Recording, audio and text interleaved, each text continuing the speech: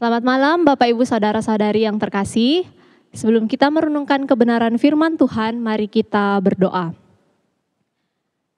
Bapa yang penuh kasih dan berlimpah dengan anugerah, terangilah hati dan pikiran kami dengan kebenaran firman-Mu. Terangilah jalan kami supaya kami dapat berjalan mengikut Engkau dengan setia. Terima kasih Tuhan, di dalam nama Tuhan Yesus kami berdoa. Amin. Bapak Ibu Saudara sekalian, siapa yang tidak menginginkan hidup yang menyenangkan? Semua orang tentu ingin mendapatkan kehidupan yang menyenangkan, bukan? Bagaimanapun caranya. Nah, ada yang menilai bahwa kehidupan yang menyenangkan itu mungkin bisa mandiri secara finansial.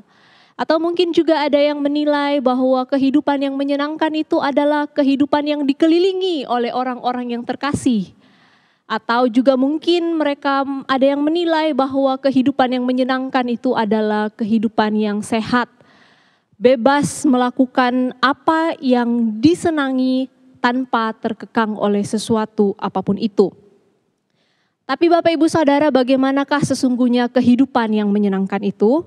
Nah, malam hari ini kita akan bersama-sama melihatnya dari sudut pandang yang diperlihatkan oleh Amsal. Kita akan membuka dari Amsal pasal 16 ayat 6 sampai 9. Amsal pasal 16 ayat 6 sampai 9. Saya akan membacakannya bagi Bapak Ibu Saudara sekalian. Dengan kasih dan kesetiaan kesalahan diampuni, karena takut akan Tuhan, orang menjauhi kejahatan. Jikalau Tuhan berkenan kepada jalan seseorang, maka musuh orang itu pun didamaikannya dengan dia. Lebih baik penghasilan sedikit disertai kebenaran daripada penghasilan banyak tanpa keadilan. Hati manusia memikir-mikirkan jalannya, tetapi Tuhanlah yang menentukan arah langkahnya. Nah, Bapak Ibu Saudara, di ayat yang ke-6 dikatakan bahwa dengan kasih dan kesetiaan kesalahan diampuni, karena takut akan Tuhan orang menjauhi kejahatan. Orang yang memiliki kasih dan setia adalah orang yang mengatakan kebenaran, orang yang menyatakan dengan sungguh apa yang benar itu. Nah, sedangkan Bapak Ibu Saudara, takut akan Tuhan itu merujuk kepada pengetahuan, pengertian dan pengenalan akan Allah, didikan yang mendatangkan hikmat. Bukankah tema topik tentang takut akan Tuhan ini terus digaungkan di sepanjang Amsal ini, Bapak Ibu Saudara?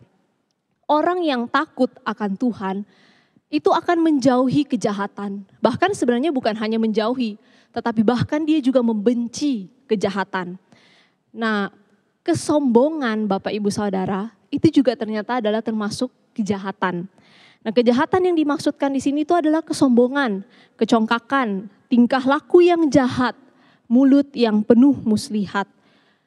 Jadi orang yang takut akan Tuhan adalah orang yang tidak iri kepada orang yang berbuat dosa. Nah, kemudian di ayat yang ke-7 dikatakan bahwa jikalau Tuhan berkenan kepada jalan seseorang, maka musuh orang itu pun didamaikannya dengan dia. Nah, Bapak Ibu Saudara, kata jalan yang dipakai di sini itu merujuk kepada perbuatan, segala laku, segala tingkah laku seseorang. Jadi itu pun juga termasuk dengan pikirannya, kehendaknya, bahkan apapun yang dia rencanakan. Nah, Bapak Ibu Saudara, musuh di sini ya, itu tuh bukan dimaksudkan musuh yang dalam artian kita menilainya secara subjektif. Tetapi musuh di sini itu merujuk kepada orang fasik. Orang-orang yang tidak kenal Tuhan, orang yang membenci Allah, bahkan orang yang dengan sadar melawan perintah Allah. Itu adalah orang-orang fasik. Nah, kemudian di sini dikatakan bahwa Jikalau Tuhan berkenan kepada jalan seseorang, maka musuh orang itu pun didamaikannya dengan dia. Nah, didamaikan di sini tuh bukan berarti kayak gini Bapak Ibu Saudara. Tuhan kemudian membuat kita menjadi berteman dengan orang fasik, berdamai dengan dia. Bukan Bapak Ibu. Nah, berdamai yang dimaksudkan di sini itu adalah Tuhan akan membalas segala perbuatan yang dilakukan oleh orang fasik itu. Jadi jika ada orang fasik yang berlaku tidak baik kepada orang yang takut akan Tuhan, nah kalau kita secara manusia gitu ya, tentu normal kalau kita ingin membalas gitu. Tetapi di sini dikatakan kita tidak perlu membalas. Kenapa? Karena Tuhan yang akan membalas segala perbuatan dari orang fasik itu. Nah, Bapak Ibu Saudara, coba perhatikan di sini baik-baik ya, perhatikan kalimat ini. Di situ disebutkan jikalau, dan kemudian di kalimat kedua maka. Nah, sebenarnya frasa jikalau maka itu bisa dibilang seperti adanya berkat bersyarat gitu ya Bapak Ibu Saudara. Nah, jadi kalau ada kalimat jikalau dan maka, sebenarnya penekanan utamanya itu ada pada kalimat yang pertama. Yaitu apa? Jikalau Tuhan berkenan kepada jalan seseorang. Kata jikalau itu memperlihatkan kalau ada pilihan selain itu, gitu ya. Ada pilihan selain itu. Nah, ini memperlihatkan bahwa kalimat utama yang harus dilakukan terlebih dahulu. Kita harus memperhatikan jalan kita, segala tingkah laku kita, segala laku kita, perbuatan kita. Dan kemudian jika jalan kita itu berkenan kepada Tuhan, maka Tuhan yang akan mendamaikan, membalas segala kejahatan yang dilakukan oleh orang fasik. Nah, kemudian Bapak Ibu Saudara, di ayat yang ke-9 kemudian dikatakan demikian. Hati manusia memikir-mikirkan jalannya, tetapi Tuhanlah yang menentukan arah langkahnya. Nah, Bapak Ibu Saudara, sebagian dari kita itu tentunya akan berpikir sebelum bertindak, bukan? Kita pasti akan memiliki sebuah alasan untuk melakukan sesuatu hal. Dan karena kita punya alasan, maka tidak jarang kita juga akan memiliki ekspektasi terhadap apa yang akan dicapai melalui setiap hal yang dilakukan itu. Nah, tentu ini tidak salah Bapak Ibu Saudara ya, tentu ini tidak salah. Tetapi pada ayat ini kitab Amsal hendak menyampaikan kepada kita bahwa tidak selalu apa yang kita rencanakan itu bersesuaian dengan ekspektasi yang kita harapkan. Nah, jadi kadang kita mendengar ada istilah bilang, ya harapan tidak sesuai dengan realita.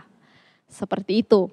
Nah, Bapak Ibu Saudara, kita akan bersama-sama melihat sebuah contoh dari kisah kehidupan Yusuf. Bapak Ibu Saudara, Yusuf ini adalah anak kesayangan Yakub gitu ya. Dia karena anak kesayangan jadi seringkali dia diperlakukan secara istimewa oleh bapaknya. Nah, kemudian karena Yusuf diperlakukan sedemikian istimewa, saudaranya pun merasa iri kepadanya. Nah, oleh karena itu, oleh karena rasa iri saudaranya itu, Yusuf kemudian dijual ke pedagang Midian atau pedagang Ismail gitu ya. Nah, kemudian oleh pedagang-pedagang Midian atau Ismail ini kemudian Yusuf dibawa ke Mesir. Dan di Mesir Yusuf kemudian dibeli oleh seorang petinggi Mesir bernama Potifar. Nah, Bapak Ibu Saudara, ini adalah awal mula dari serangkaian kisah hidup Yusuf. Nah, Yusuf tentu tidak pernah merencanakan dirinya akan menjadi seorang budak di negeri Mesir. Tapi Bapak Ibu Saudara, tindakan yang dilakukan oleh saudara-saudara Yusuf yang menjual Yusuf ke Mesir itu ternyata dipakai oleh Allah untuk suatu maksud yang besar, yaitu memelihara hidup suatu bangsa yang besar. Dalam Kejadian pasal 50 ayat 20. Nah, Bapak Ibu Saudara, jika kita membaca kembali di dalam Kejadian pasal 39, di situ dikisahkan bahwa keberadaan Yusuf di tengah-tengah keluarga Potifar itu mendatangkan berkat bagi keluarga mereka. Nah, itulah sebabnya Potifar kemudian mempercayakan segala sesuatu di bawah tanggung jawab Yusuf. Nah, Potifar, tetapi Bapak Ibu Saudara, semuanya itu tidak berjalan dengan lancar, tidak berjalan semulus dan seindah itu Bapak Ibu Saudara. Suatu hari Yusuf ketika berada di rumah, dia bersama dengan istri Potifar.